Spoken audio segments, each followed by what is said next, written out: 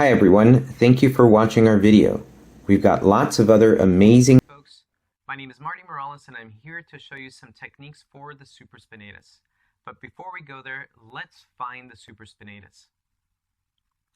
Here we have Elena and we're going to work on Elena's left supraspinatus. Let's first find the scapula. The supraspinatus muscle actually resides and lives in this little divot here that is superior to the spine of the scapula. Supraspinatus actually means superior to the spine of the scapula. So let's find that spine of the scapula. Here's her scapula, and here's this bony protuberance, and I can feel it with my thumb, palpating all along her scapula. Superior to that is the supraspinatus. It attaches from scapula, goes under the acromion process, and then attaches to the humerus to become one of the rotator cuff muscles. If I use my thumb here and go superior to the spine of the scapula, I can sink in and start to feel some of this supraspinatus muscle tissue. And I'm just traveling along right now just to feel that muscle tissue. Now that I am more familiar with where her supraspinatus is, I'm going to start to work. Now, the way that we're going to work is very particular and it's a little specific. So what we're going to do first is we're going to sink in. We're going to sink into that supraspinatus to the point where that we feel end range. And what that means is we're going to be able to sink in to the point where we can't sink in anymore but without being forceful. So I'm going to use my thumb so you can see what I'm doing. And with my thumb, I'm going to sink into the supraspinatus. I'm going to find the most medial part here. And I'm sinking in and stopping at the point where I feel this end range. I can't sink anymore without being forceful. And at that level of depth, I'm going to move. I'm going to move in the posterior direction with relation to Elena. I'm going to go this way, posterior. Then I'm going to go this way, anterior.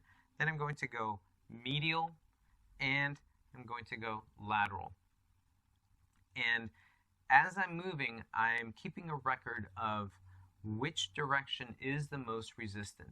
And as I was working on Elena's supraspinatus, I felt that going either in the posterior direction or the medial direction were most resistant. So I'm going to feel for which direction of these two, posterior or medial, is the most resistant. And I feel that going in the posterior direction is giving me the most resistance. So I'm actually going to work that direction. So my thumb, I'm going to open up my hand just a little bit so you see what's happening. In the real world, I would probably work a little more like this and support my thumb, but you wouldn't be able to see that. So my thumb is then going to go in this posterior direction, like so, and I'm going to keep steady, consistent pressure. In class, I'm often asked, how long should I wait, Marty? How long should I hold on and work the tissue? Well, I like to tell people usually 40 seconds to a minute is a good waiting time, but if after that amount of time you don't feel any melt or give or additional fluidity, whatever the word is that you want to use, then my suggestion would be to move on, go someplace else. I don't subscribe to the thinking that if it doesn't give in a minute, you should stay there for 5 minutes or longer. How much longer are we going to stay in one particular area, right? So here I am sinking into the supraspinatus, and I'm going to go in this posterior direction, and I'm going to wait about 40 seconds.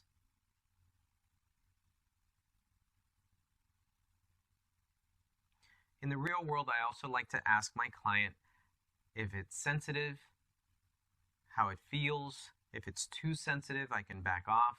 So in this case, I'm going to ask Elena, is this too sensitive for you? No, it's fine. Okay, good. Sometimes I'll give my client a scale of 1 to 10. If it's at a 5 or a 6 on their 1 to 10 scale, then I would tell them to let me know so we can back off or find a different strategy. And then from here, I can move on to a different part of the supraspinatus. And if I seem to lose my way, I can just find that spine again and then move superior to that. Here we are again, supraspinatus. And notice I moved, here I was before, and I moved right around here to another part of the supraspinatus. And I'm going to check again. I'm going to sink in and find end range with my thumb, sink into end range, and feel for that directional resistance again. It's possible, very possible, for the directional resistance in this point to be different from the directional resistance in this point. The reason is we're not just dealing with muscle fiber direction or just muscle tissue. We're also dealing with everything else around it, including fascia. So we're thinking myofascially or thinking connective tissue-wise, not just muscle-wise. So in this case, as I'm working, I feel a medial directional resistance, and I also feel a posterior directional resistance. And in this case, it's possible that it might be a little more resistant in the medial direction. So here I go. I'm going to work now with my right thumb in the medial direction. And again, I'm going to wait about 40 or so seconds. If I feel that I can sink in there a little bit more, that I can kind of melt into the tissue a little bit more, then I may wait just a little bit longer and then move on to another area.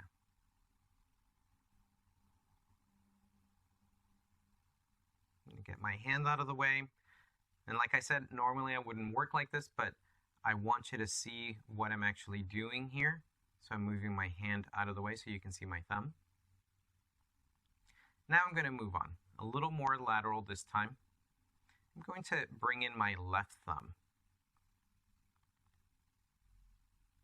And my left thumb is the one that's palpating, and I'm very close to the acromion process here. So pretty close to the tendon of the supraspinatus. If you know someone has a tendon tear on the supraspinatus, you may not want to get to this location because it may aggravate the tendon tear. There may be inflammation there, and any work right on the tendon could exacerbate their symptoms. So I'm a little careful when I get to that tendinous area. And as I'm sinking in, and I took my time to sink into end range, I'm going to move again, posterior direction, lateral direction, medial direction, and anterior direction.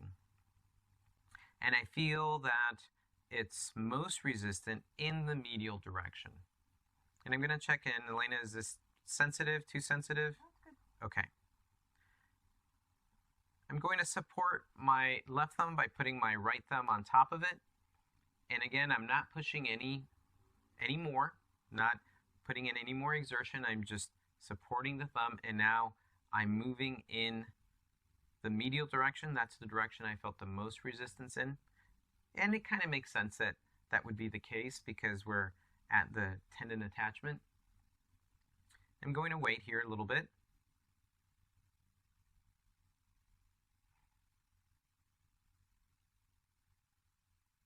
Sometimes folks ask me in class, Marty, do we need to warm up the tissue before we start working like this way?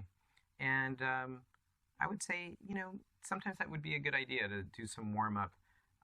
I don't think it would be a bad idea, but my suggestion is don't spend too much time warming up because you want to be able to actually get into the meat of the work, so to speak.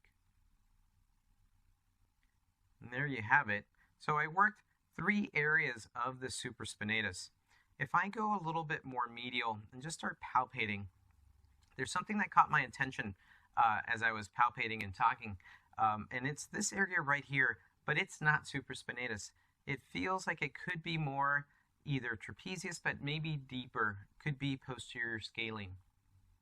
A lot of folks, when they start to feel tightness up in this area, think, oh, it's all trapezius. But trapezius is this thin sheet of muscle tissue.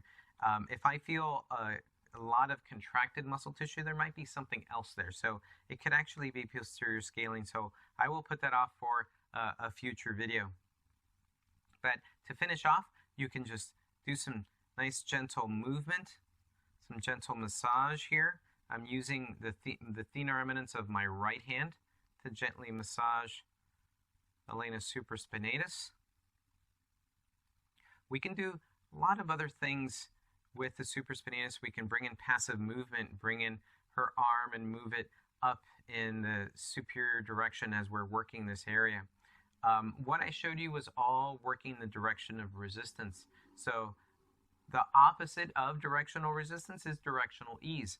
I could very well also work to go into the direction that's most easy to go in. We'll put that off for another video, but I wanted to show you just some great techniques to work on the supraspinatus.